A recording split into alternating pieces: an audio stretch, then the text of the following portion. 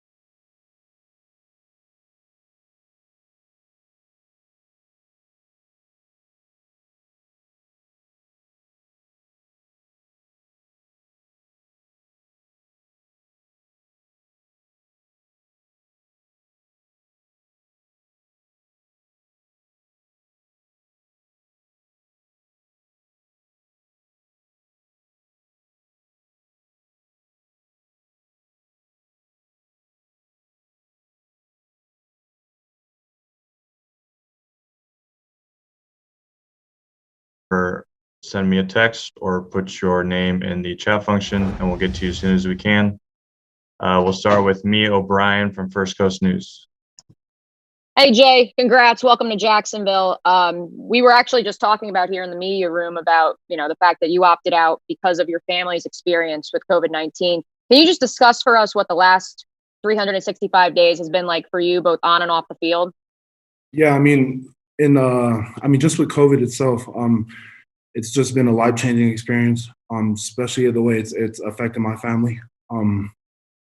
Just with everyone getting it, and then my sister, who it hit her the hardest in a way that you wouldn't want on anybody, and it was very hard, and for me to have to go through that, and then just having the whole season and just the Pac-12 ending during that time, for me, I took it just with the people that are close to me. I was ready to come out and to prove myself, and everyone that believed in me, that I'm ready to be in this league, and I'm ready to just to come in and be great. So how has that kind of, with all that said, and thank you for sharing that story, today? What does today mean, knowing that all that has happened in the last year? Oh, today is most special day in my life. Just the whole life changing. It's everything. From you being a little kid, and then especially with everything that's happened. It's just a blessing. It's a blessing, and I'm so grateful. I'm so grateful. Awesome. Thanks, Jay. Thank you. Next meal will go to John Shipley. Hey, Jay, do you remember coming out of high school how serious Ohio State and Coach Meyer were pursuing you then, and just how does it feel now, knowing that you're finally able, to be on his roster? It's so crazy that you said that, because he told me that he thought he had me. He really had me, and things didn't happen the way we wanted he wanted to happen, but at the end of the day, we're back together and we're family now. And it's time to go be great, and then to just do it together. And I'm so grateful to be under him and part of his team. So I'm so grateful. Thanks. Congrats again. Thank you. Thanks, John. We'll go to Gene Fournette with the Florida Times-Union. Hey, Jay, congratulations. I'm Thank you so much. I'm just curious as to during this whole time, particularly when the football season was going on, was there any part of you that ever second guessed the decision to opt out just because, you're used to having competition, you're missing it, all that stuff? In all honesty, no. Just because what I was able to do during this time, just to be able to just mentally and physically just change and just having all these and having all these people and things that I never was able to have access to, and resources. And in all honesty, is I am a ultimate competitor, and I love to win more than the next guy next to you, and I want to win. And it was very hard, but at the end of the day, I knew what I was ready, what I was getting into, and I knew I believed in what I was doing, and I was able, and I saw the change, and I saw just in myself, and at the end of the day, I don't regret it, and I'm grateful that I was able to go through this process and come out of it a stronger, faster, smarter Jay Tufele, and I'm very grateful. Thank you. Thanks, Gene. We'll go to Mark Long with AP.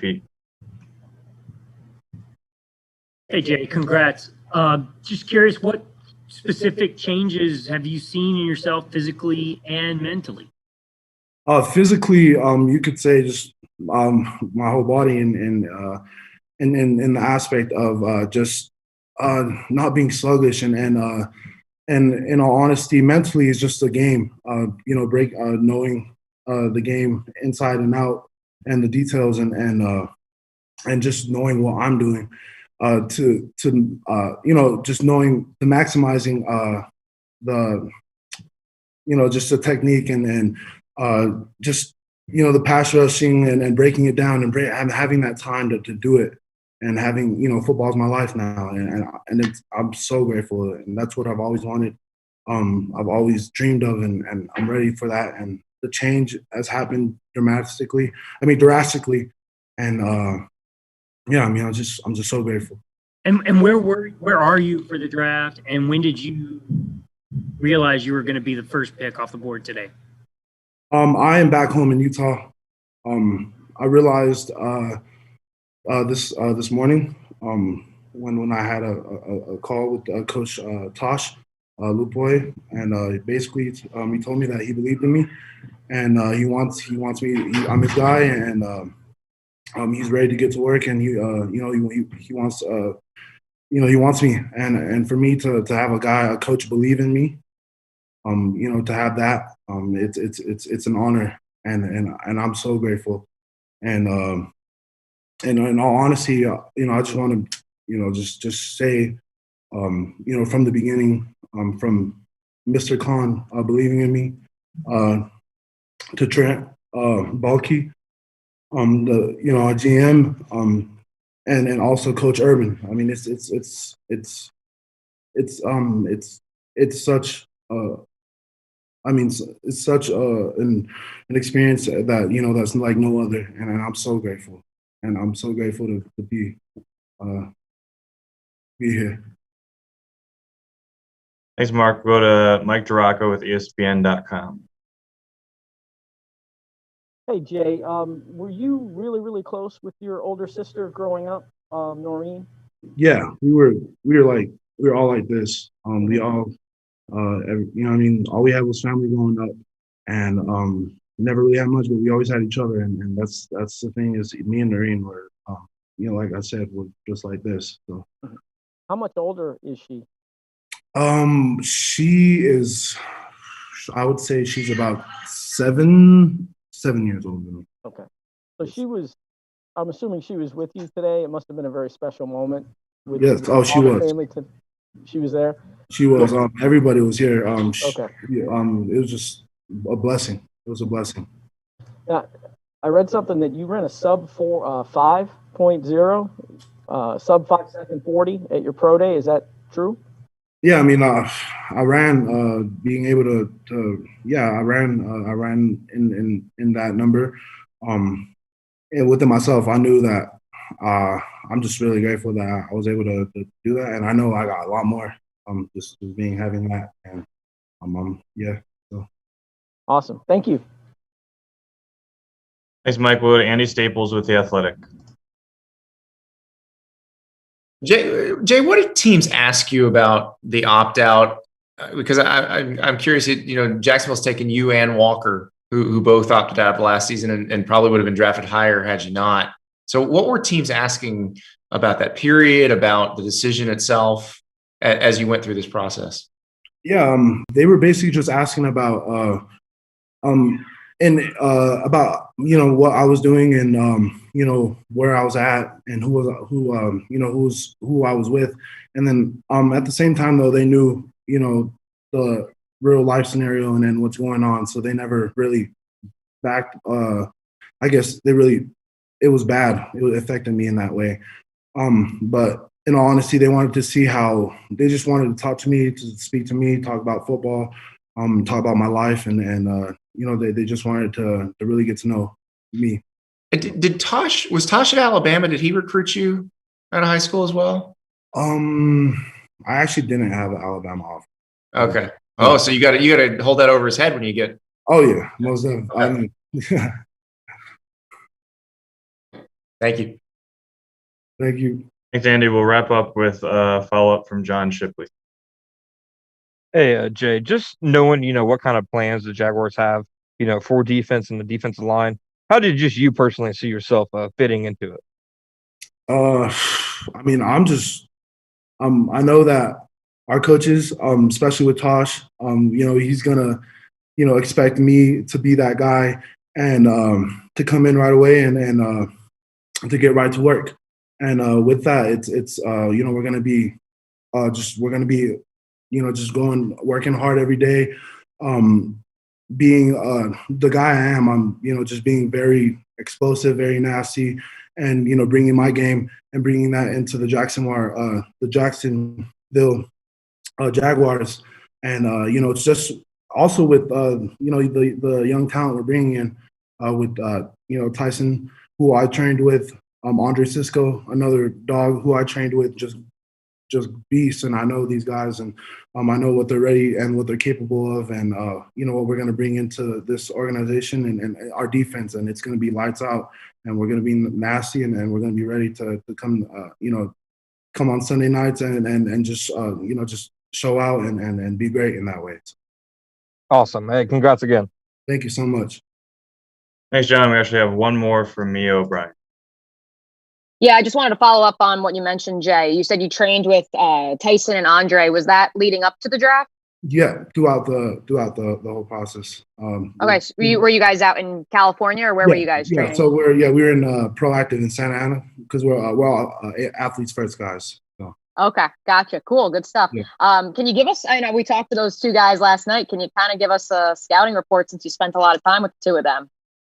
I mean, in all reality, those two are just they're very, they keep to themselves in what they do, but they are so passionate about what they do, and they're gonna give it their all. And every day we went to work, and they always showed up, and they were ready, and they gave it their all. And especially to see Dre and his process, and see how he's come through it. I mean, it's a miracle. I mean, not a miracle. It's just to see someone, I mean, accelerate that fast. I mean, you know that, you know, he cares and he wants to be great in that way. And Tyson is just great in who he is. And I mean, these guys, I'm so grateful that, you know, we're back together and we're in Jacksonville together. So Awesome. Congrats again, Jay. thank you. Thanks, Mia, and thank you, Jay, for your time. If you want to stick around for one more interview, we'll be good to go. We'll be sending out transcripts and video recordings of Jay's interview shortly, and we'll see you back here in a bit.